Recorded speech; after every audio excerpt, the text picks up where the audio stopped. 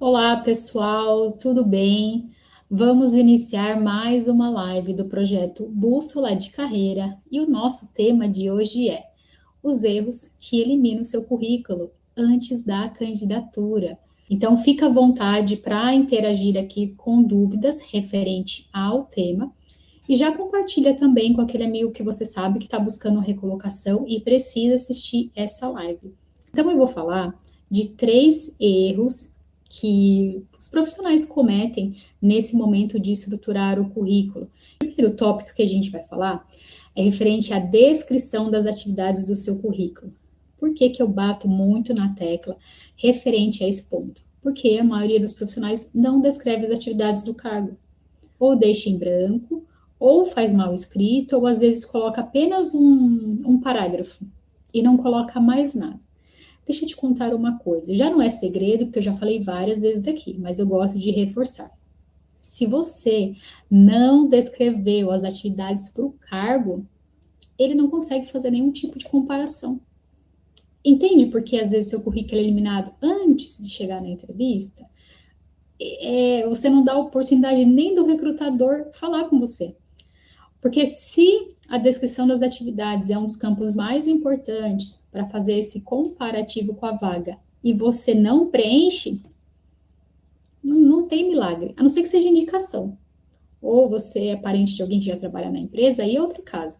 Mas em situações normais, que nós temos que fazer candidaturas, não preencheu esse campo, automaticamente você trava o recrutador na hora que ele precisa comparar a sua experiência com aquilo que ele tem na vaga. Então, a partir de agora, descreva as atividades para cada cargo que você exerceu dentro da sua experiência. Não deixe em branco. Os cargos mais recentes que a sua posição atual, seja você trabalhando ou não, sempre vai dar mais ênfase para esse cargo, se for o cargo que você está buscando a mesma oportunidade ou uma recolocação.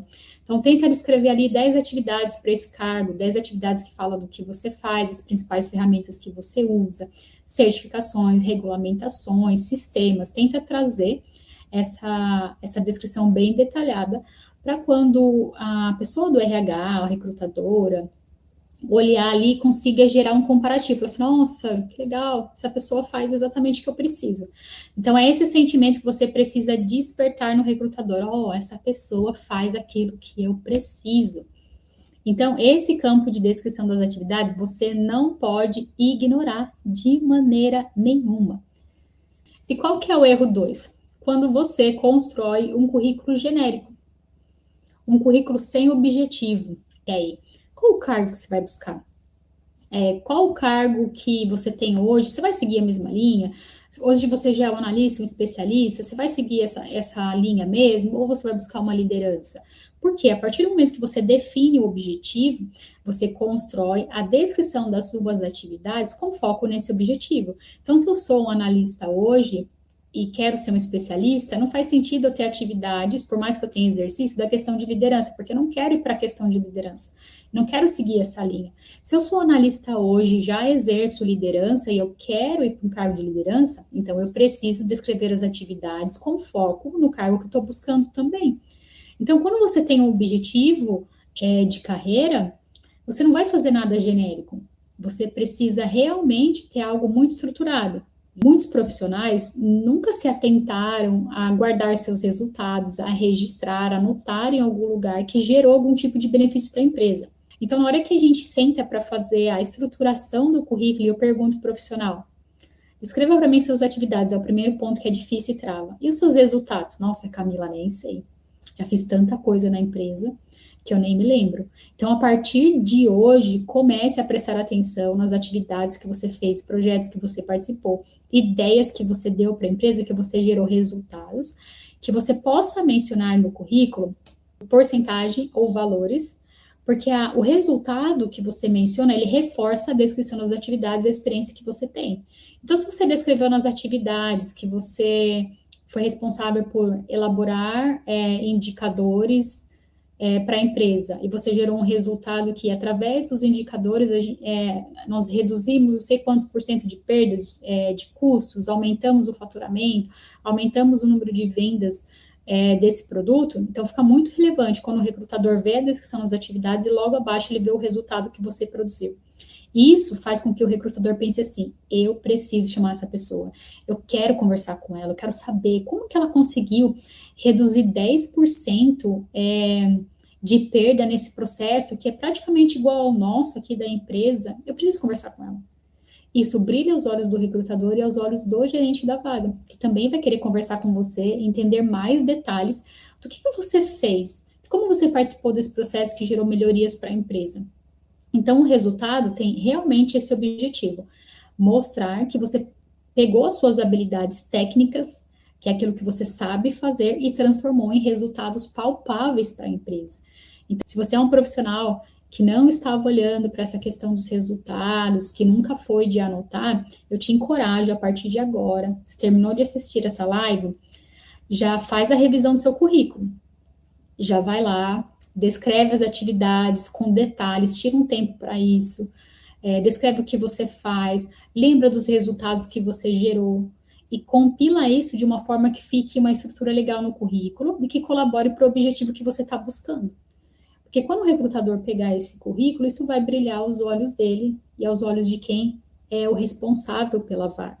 A partir do momento que você não olhou para isso, infelizmente o recrutador ele não consegue fazer milagre, ele não consegue fazer com que você avance para a entrevista. Não espere que mesmo que você fale assim, em uma linha, a pessoa lá tem 30 anos de experiência, 20 anos de experiência na área. Não espere que o recrutador vá ligar para você, porque se você disse que tem 30 anos, mas você não colocou nenhuma informação no currículo. Não dá tempo, pessoal. Olhando um pouquinho para o lado do recrutador, tá? O recrutador, a pessoa do RH que vai fazer entrevista, ela é um funcionário como você, né, como todos nós, dentro da empresa. Ele está lá para cumprir ordem. A partir do momento que o gestor abre uma vaga, ele quer urgência. Quem é gestor aqui, está nessa live, sabe. Abriu uma vaga, daqui uma hora ele vai perguntar: e aí, já tem entrevista? Cara, o processo de abrir uma vaga, ele é muito demorado, né? Ele não é uma coisa simples, né? Você vai ter que olhar a vaga, alinhar com o gestor, ver o que pode, o que não pode. O gestor sempre quer uma pessoa muito perfeita e não existe profissional perfeito. Aí você alinha, divulga, espera chegar currículo, faz a triagem. Aí depois agenda a entrevista com aqueles que você acredita que são mais aderentes. Então, assim, o recrutador, ele sempre está com uma pressão muito grande em cima dele. O que ele quer? Ele quer que anuncie a vaga, já tenha muitos candidatos qualificados, ele já marca entrevista com o gestor. Ele quer que seja rápido, mas às vezes a gente, e vocês que estão aí do outro lado, na questão de estruturação do currículo, não colabora. Porque eu vejo cada currículo ainda, gente, é muito difícil. Então, da sua parte, o que você precisa fazer? Gastar tempo para estruturar seu currículo. Não pode ser feito de qualquer jeito hoje. Você não pode mais fazer com aquelas frases padrões da internet que a gente viu ano passado. Aqui, ó, geração Y, aquela geração que o quê? Fazia o currículo na Lan House, imprimia 200 cópias até sair falhada e ia entregando na porta da empresa. Hoje a tecnologia mudou muita coisa e afetou o processo de seleção. Então, o que você, profissional, precisa fazer? Se adequar para que você consiga a sua oportunidade. Então, você vai ter que tirar um tempo para estruturar o seu currículo, descrever as atividades, descrever resultados, depois fazer um resumo legal sobre a sua trajetória. Já falei sobre resumo aqui também. Então, você precisa dar atenção, porque o currículo, ele vai ser a sua porta de entrada ali, a principal ferramenta, o primeiro contato que o recrutador vai ter com a sua trajetória. Se você não estrutura o currículo corretamente, o recrutador ele nem se interessa em chamar você para a entrevista. Então, currículo é uma coisa que você precisa investir para ter uma estrutura legal, que conte realmente a sua trajetória e o seu potencial de carreira. Não dá mais para negligenciar a questão do currículo. Isso, estou falando só de currículo, tem outras coisas, né? Tem LinkedIn, tem Gump, que também entra aqui, mas hoje o nosso foco é currículo.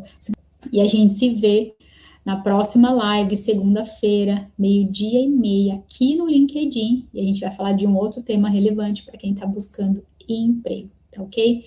Obrigada, pessoal. Até a próxima segunda.